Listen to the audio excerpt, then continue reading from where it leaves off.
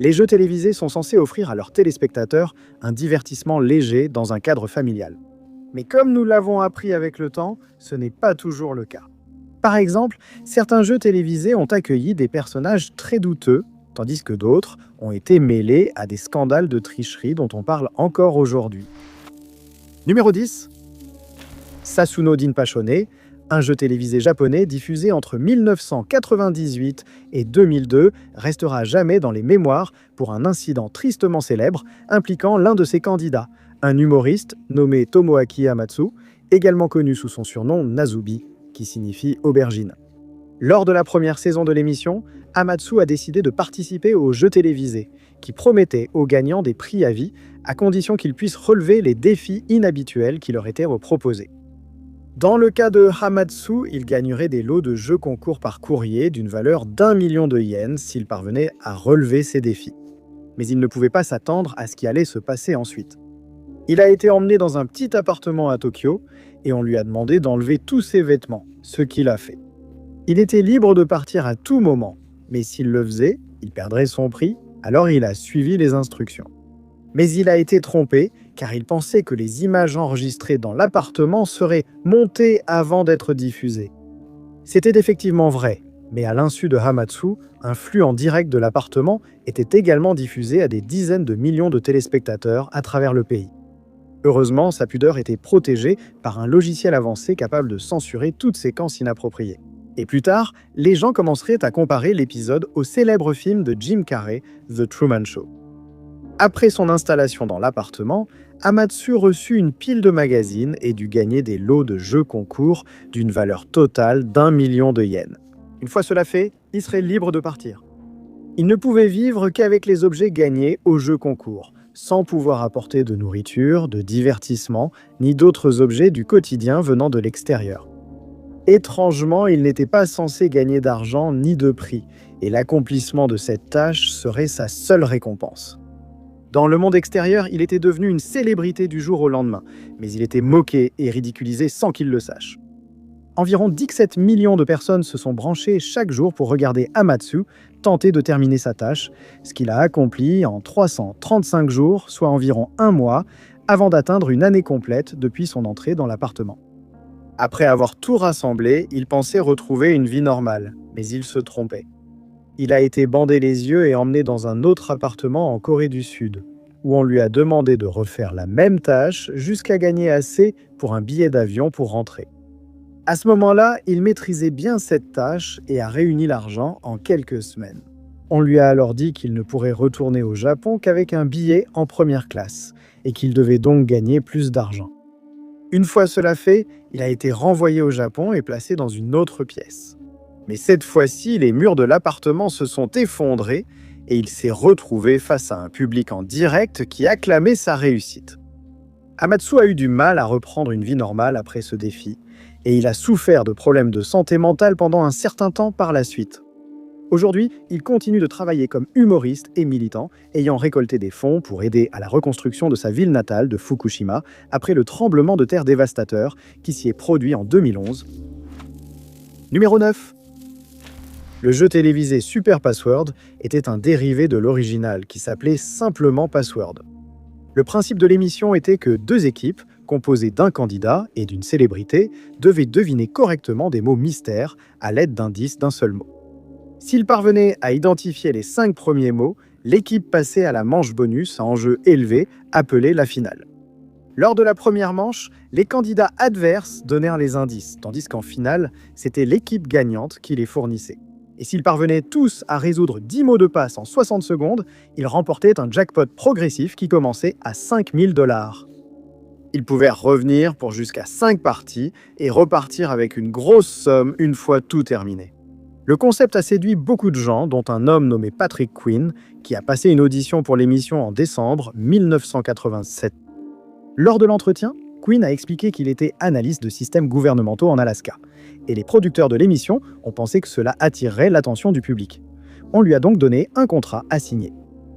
Lorsqu'il est finalement apparu dans l'émission, il était clair que Quinn savait lire le langage corporel de son adversaire, devinant souvent le mot juste après l'indice. Certains soupçonnaient qu'il trichait, mais il jouait simplement au mieux de ses capacités. Au moment où sa participation à l'émission a pris fin, 4 jours après le début du tournage, Quinn avait accumulé un total de 58 600 $, l'un des plus gros gains jamais vus dans l'émission. On lui a dit que sa série d'émissions serait diffusée en janvier de l'année suivante, et qu'il recevrait son prix en argent dès que ce serait fait. Il a passé environ 30 jours dans une chambre d'hôtel, attendant son argent sans savoir qu'il faisait l'objet d'une enquête.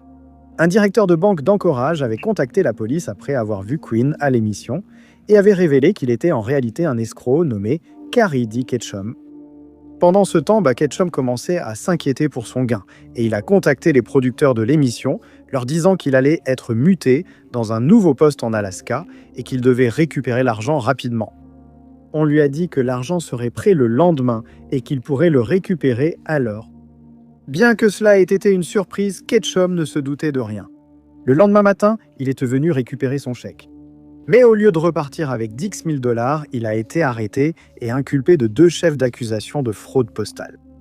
Il a décidé de plaider coupable et le juge chargé de son affaire a déclaré que Ketchum était un escroc et un voleur qui utilisait son intelligence pour profiter de personnes innocentes. Il a aussi essayé de toucher l'assurance vie en simulant la mort de sa femme à son insu. Le juge a jugé que la peine devait refléter les dégâts causés par Ketchum dans la vie de ces personnes, le condamnant à 5 ans de prison. Numéro 8. Ceux qui vivent en Grande-Bretagne connaissent peut-être le jeu télévisé intitulé Le jeu de l'alphabet, diffusé des années 60 jusqu'à la fin des années 90. Bien que tout le monde ne sache pas que l'émission a été adaptée en Italie, où elle s'appelait Passaparola, et finalement en Espagne, où elle a été nommée Passapalabra. 2 capitaines d'équipe, les candidats, étaient rejoints dans leurs équipes respectives par 2 partenaires célèbres chacun. Les équipes devaient associer des moitiés de mots, relever des défis de mémoire et identifier des chansons populaires à l'époque. À chaque bonne réponse, le capitaine de cette équipe accumulait des secondes. Lors de la manche finale, chacun des capitaines devait faire face à un plateau circulaire contenant les lettres de l'alphabet. Et on leur donnait des définitions de mots commençant par chacune de ces lettres, ou contenant la lettre quelque part dans le mot. S'ils donnaient la bonne réponse, leur cercle se remplissait, mais ils n'avaient que le temps gagné par leur partenaire célèbre lors de la manche précédente. Le candidat qui parvenait à identifier les 26 mots remportait alors un jackpot progressif qui pouvait contenir une somme d'argent importante. Si le jackpot n'était pas remporté, le gagnant de cet épisode revenait le lendemain, et le dauphin affrontait la chaise bleue, une manche préliminaire où il luttait pour rester dans la compétition. Les meilleurs joueurs démontraient une grande maîtrise du vocabulaire, une excellente mémoire et une vaste culture générale, faisant vite de ce jeu un favori des amateurs de jeux télévisés. La plus grande gagnante de l'émission était une femme nommée Rosa Rodriguez, qui s'est repartie avec un total de 2,7 millions de livres en février 2026, alors que le précédent plus grand gagnant, Rafa Castano, avait accumulé un total de 2,2 millions de livres. Et avec des enjeux aussi élevés, il est facile de comprendre pourquoi l'émission est devenue populaire aussi rapidement. Mais l'émission n'est pas seulement connue pour ses gains élevés, car elle a aussi connu son lot de scandales. En janvier 2026, la présentatrice de télévision espagnole, Adriana Abenia, âgée de 29 ans, est apparue dans l'émission, et personne n'aurait pu prévoir ce qui allait se passer. On pouvait s'attendre à ce qu'une célébrité ayant travaillé avec des marques comme Prada et Armani ne prenne pas l'émission trop au sérieux, malgré le fait qu'elle jouait pour aider un candidat à gagner une somme d'argent qui pourrait changer sa vie à jamais. Mais personne n'aurait pu prévoir qu'elle irait jusqu'à tricher. Au cours d'une manche, on lui a demandé d'identifier une chanson populaire.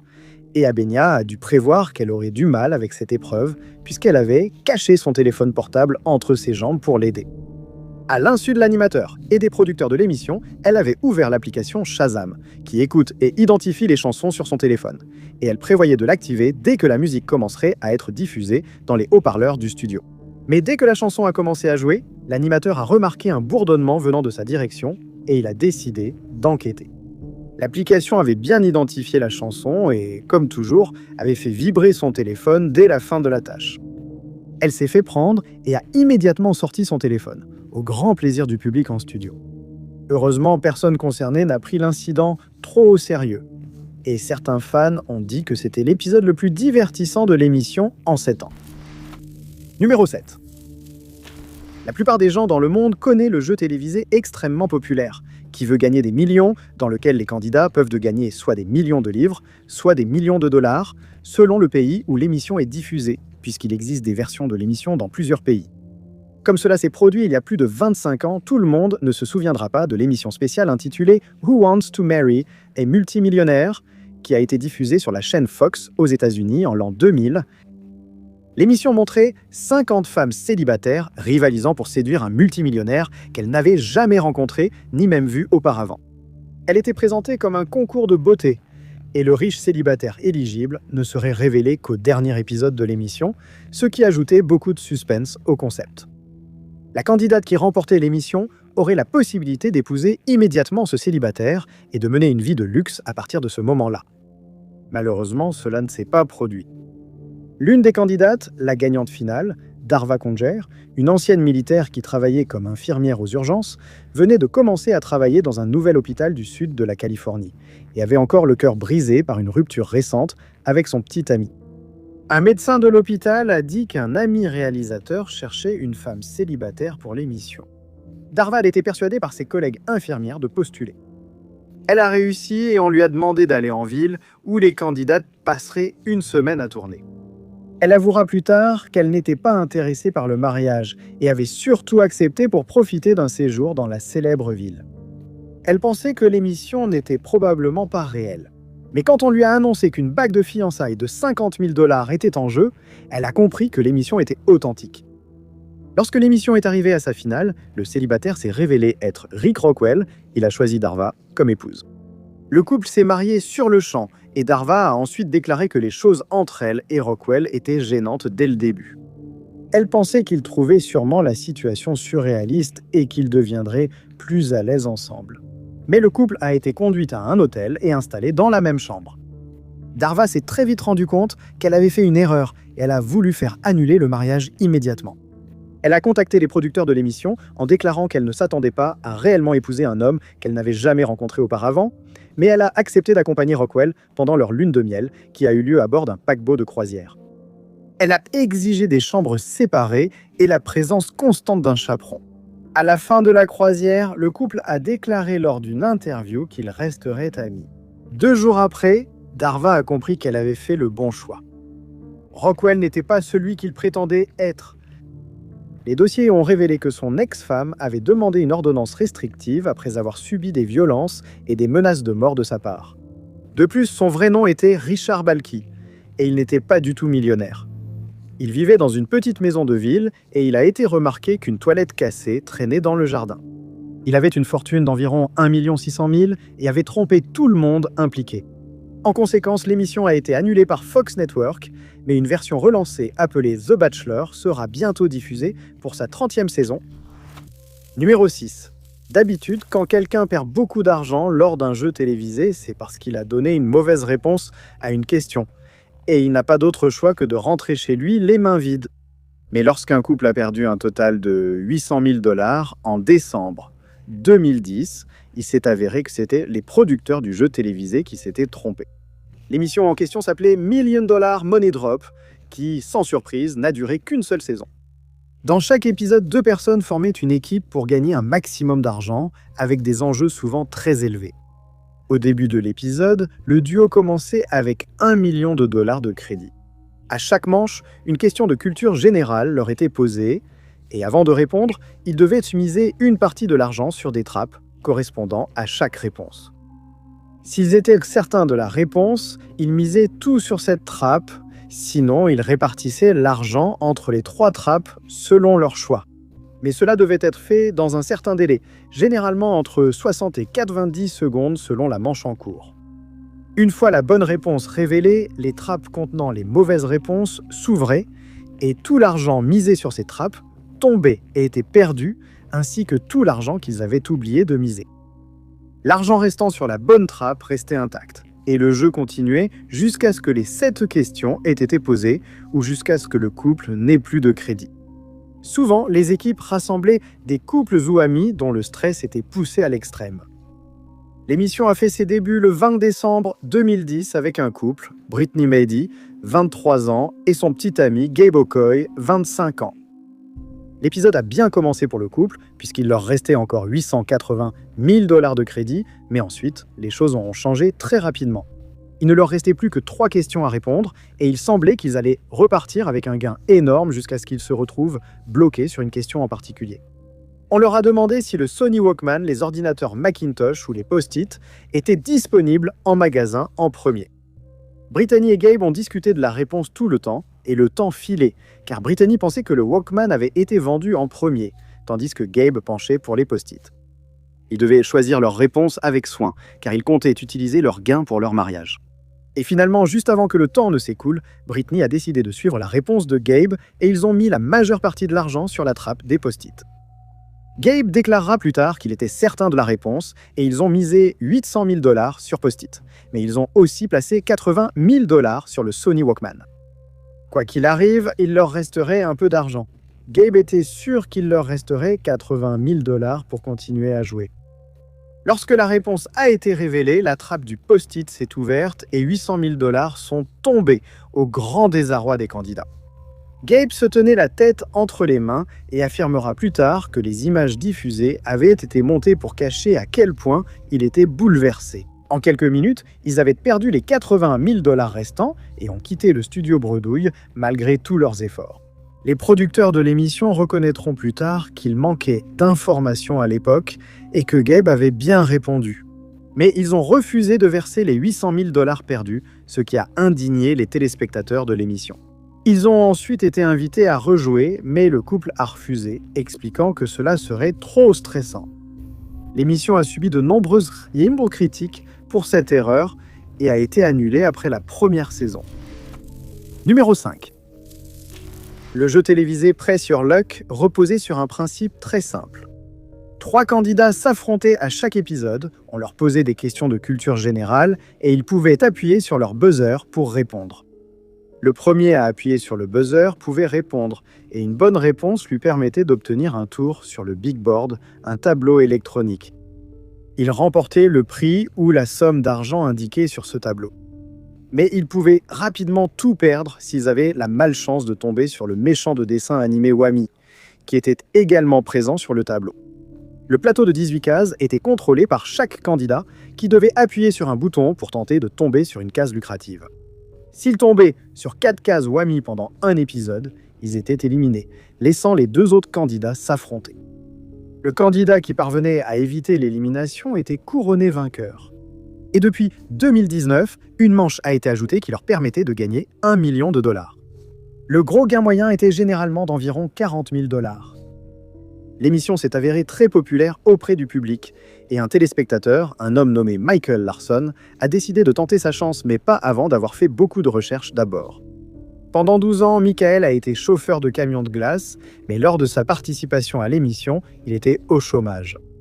Étant un peu excentrique, il a trouvé une façon très originale de gagner de l'argent.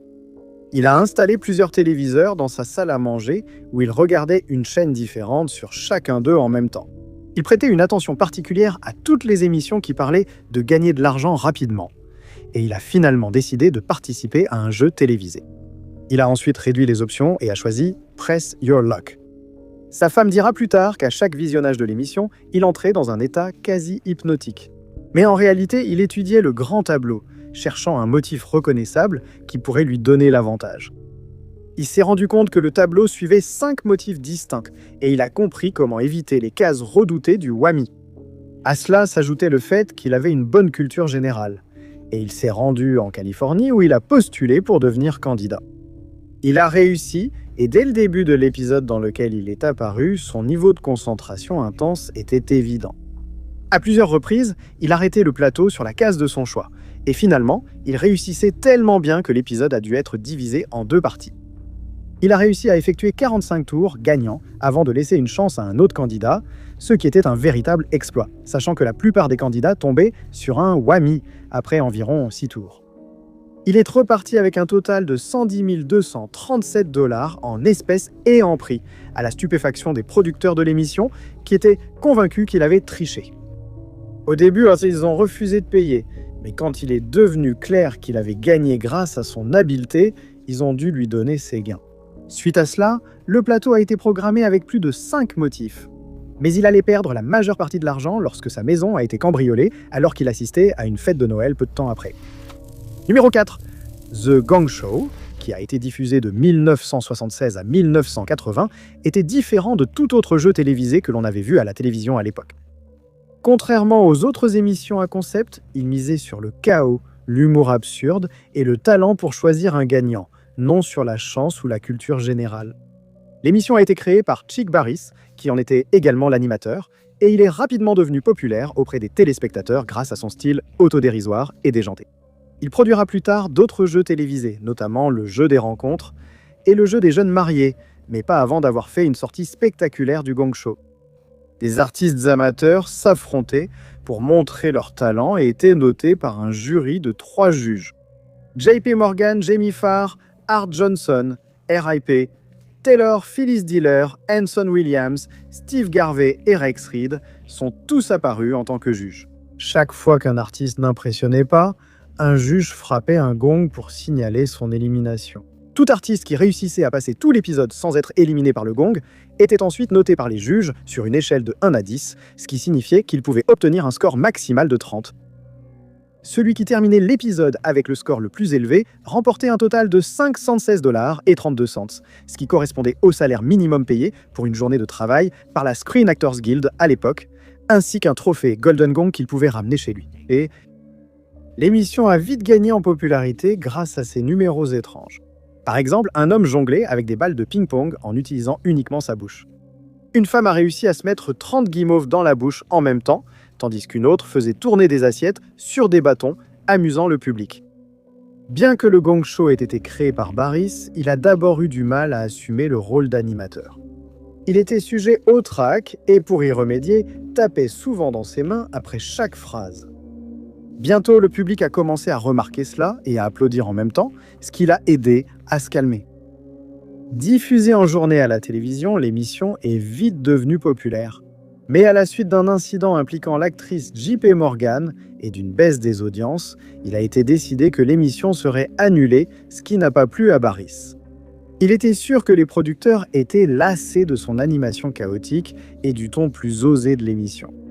On lui a dit qu'il pouvait soit calmer le ton de l'émission, soit elle serait retirée de l'antenne. Il a pu travailler jusqu'à la fin de son contrat, sans rien changer, puis on lui a dit que le Gong Show allait s'arrêter.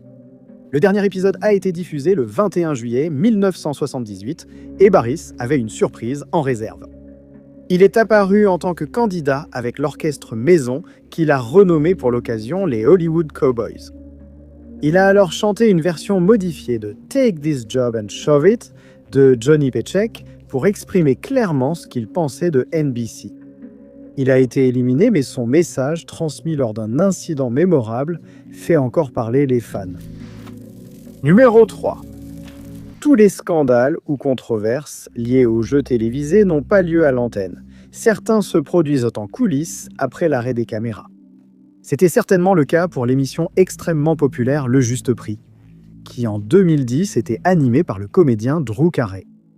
Pour ceux qui ne connaissent pas l'émission, 4 membres du public sont choisis pour participer à chaque épisode et ils essaient de deviner le prix habituel de vente d'un certain article comme un four à micro-ondes. Le candidat dont la réponse est la plus proche du prix réel sans le dépasser remporte alors la possibilité de participer à une épreuve. Ils rejoignent l'animateur sur scène et participent à des jeux à thèmes variés. Et ils ont la possibilité de gagner une voiture, des articles ménagers coûteux ou de l'argent par exemple. Après la 3e et la 6e épreuve, 3 candidats ayant participé à ces jeux ont la chance de faire tourner une roue. Et s'ils réussissent, ils passent à la vitrine, qui est la finale. Les 2 candidats ayant le plus d'argent passent ensuite à la vitrine, où on leur présente 3 lots différents, et le candidat en tête peut soit miser sur la valeur totale des objets, soit laisser cette possibilité à son adversaire. Une fois cela fait, le candidat restant mise sur une 2e vitrine, et celui qui devine le plus près du prix de vente au détail des 3 objets remporte l'argent et les lots qu'il a accumulés. Si l'un ou les 2 candidats surestiment, ils sont éliminés. Il est donc possible qu'un épisode se termine sans gagnant. L'émission a été très populaire pendant des décennies, mais en 2010, elle a suscité une controverse. Brandy Cochrane, l'une des mannequins, présentait les objets sur lesquels les candidats devaient enchérir et travaillait sur l'émission depuis 7 ans lorsqu'elle a annoncé qu'elle était enceinte. À ce moment, Elle était l'un des mannequins principaux de l'émission et apparaissait dans la plupart des épisodes. À son retour de congé maternité, elle a été licenciée sans motif valable et a poursuivi Fremantle Media, affirmant que les producteurs avaient tenu des propos déplacés sur sa prise de poids et l'avaient retirée du site de l'émission. Son procès a abouti et elle a obtenu 775 000 $ de dommages et intérêts, ainsi que 7,7 millions supplémentaires de dommages et intérêts punitifs, lorsqu'un jury a estimé qu'elle avait été victime de discrimination. Mais un second procès a eu lieu lorsqu'un juge a estimé que le juge initial n'avait pas demandé au jury de déterminer si sa grossesse était la principale raison de la résiliation de son contrat. Avant le second procès, Cochrane et Fremantle ont choisi de régler l'affaire à l'amiable et elle a obtenu une somme non divulguée. Aujourd'hui, Cochrane mène une vie discrète avec sa famille à Los Angeles, car elle a décidé de consacrer son temps libre à sa famille et à la communauté locale. Numéro 2. Le monde du mannequinat peut être particulièrement difficile, car il repose principalement sur des facteurs superficiels comme l'apparence du mannequin et son rendu sur les photos. Souvent, même les plus beaux mannequins voient leurs photos retouchées avant publication et restent sous les projecteurs, étant perçus parmi les plus belles personnes au monde. Cette industrie peut être très cruelle, exigeant des mannequins qu'ils gardent un certain poids et fassent beaucoup d'efforts, souvent au détriment de leur santé physique et mentale. On observe ces facteurs dans l'émission à succès Top Model américain, où les mannequins s'affrontent pour ce titre. En 2005, la 4e saison de l'émission a eu lieu, et parmi les candidates figurait Kenya Hill, une actrice qui était apparue dans le feuilleton Amour, gloire et beauté, ainsi que dans la série télévisée New Girl et le film Truth Unspoken. Elle s'en est bien sortie pendant un certain temps, mais elle a finalement été la 12e mannequin à être éliminée lorsqu'elle s'est retrouvée parmi les 2 dernières pour la 2e fois au cours de cette saison. Cette saison a finalement été remportée par Naïma Mora. Mais en 2026, il serait révélé que Kenya avait passé un moment difficile lors de sa participation à America's Next Top Model, lorsqu'on lui a demandé d'apparaître dans une série documentaire sur l'émission intitulée Reality Check Inside America's Next Top Model. Elle a raconté que lorsqu'elle était à l'école, on se moquait souvent d'elle parce qu'elle était trop maigre. Mais lorsqu'elle est apparue dans l'émission, c'était tout le contraire. Elle a dit être vite surnommée la grosse par les autres mannequins, mais les moqueries ont continué. Lors d'une épreuve, les mannequins ont réalisé une séance photo sur les 7 péchés capitaux. Chaque mannequin devait se déguiser selon le péché attribué, et Kenya a été surprise de se voir attribuer le rôle de la gourmandise. Elle avait déjà commencé à se sentir mal à l'aise à cause des commentaires sur son poids, et cette séance photo n'a fait qu'accentuer son malaise. Mais elle ignorait que le pire restait à venir. Lors d'une autre épreuve, qui avait pour thème le continent africain, chaque mannequin était déguisé en un animal différent que l'on peut y trouver, et Kenya a de nouveau été ciblée. On lui a demandé de se déguiser en éléphant, et comme si cela ne suffisait pas, les commentaires des juges, ils étaient cinglants. On lui a dit qu'elle était belle dans sa tenue, mais qu'ils avaient ensuite dû faire beaucoup de retouches et ce qu'ils appelaient du bodywork. Un autre juge lui a dit qu'elle devrait se tourner de côté pendant les séances photos pour cacher le fait qu'elle, selon ses propres mots, avait du ventre. Ce même juge lui a ensuite dit qu'elle devait perdre du poids. Les autres mannequins ont rapidement ajouté que Kenya avait pris du poids et qu'elle devait manger moins d'encas. De plus, l'émission a été montée de façon peu flatteuse, montrant Kenya en train de manger 3 bagels, alors qu'en réalité, elle n'en avait mangé qu'un seul. Plus tard, l'animatrice Tyra Banks lui a dit qu'il ne la voyait pas comme mannequin et que si elle ne rentrait pas dans les vêtements, elle ne devrait pas poursuivre cette carrière. Lorsqu'elle s'est sentie à l'aise avec un mannequin masculin trop tactile, on lui a reproché de ne pas avoir usé de ses charmes pour le dissuader au lieu de se plaindre. Tyra Banks s'est ensuite excusée pour ses propos. Aujourd'hui, Kenya travaille toujours dans le mannequinat comme coach de pose et mentor. Numéro 1. En septembre 2021, le monde a découvert la série télévisée coréenne Squid Game, qui est devenue un véritable phénomène du jour au lendemain. Elle suit une intrigue très originale dans laquelle des personnes endettées se voient offrir la possibilité de participer à un jeu télévisé, mais c'est un jeu comme aucun autre que l'on ait vu auparavant. Après avoir accepté, les participants sont endormis, bandés aux yeux et emmenés sur une île secrète. À leur arrivée sur le site des jeux, ils rencontrent les autres candidats et apprennent qu'ils peuvent gagner jusqu'à 35 millions de dollars. Mais ce montant constitue la cagnotte de départ. et à chaque candidat éliminé, plus d'argent est ajouté. À ce stade, ils ignorent totalement que les jeux cachent un sombre secret. Et ce n'est qu'en jouant au premier jeu, le jeu coréen pour enfants 1, 2, 3, Soleil, qu'ils se sont rendus compte que toute personne qui perdait aussi la vie sur le champ. Les jeux sont surveillés par des gardes de différents rangs et à l'insu des participants, ils sont diffusés à un groupe de personnes mystérieuses dans les coulisses. Pas au grand public, qui n'a aucune idée de l'existence des jeux ou de l'île secrète. Outre la victoire, les joueurs n'ont qu'un seul moyen de s'en sortir vivant. Si tout le monde décide de rentrer chez soi, l'argent dans la cagnotte est partagé entre eux et ils sont libres de partir. Certains candidats, très endettés, choisissent de continuer à jouer, obligeant les autres à les suivre. Voici des scènes de trahison, de camaraderie, de tragédie et de triomphe, alors que des candidats sont éliminés à chaque manche. Il ne peut partir avec tout l'argent et rembourser ses dettes que lorsqu'il ne reste plus qu'un candidat.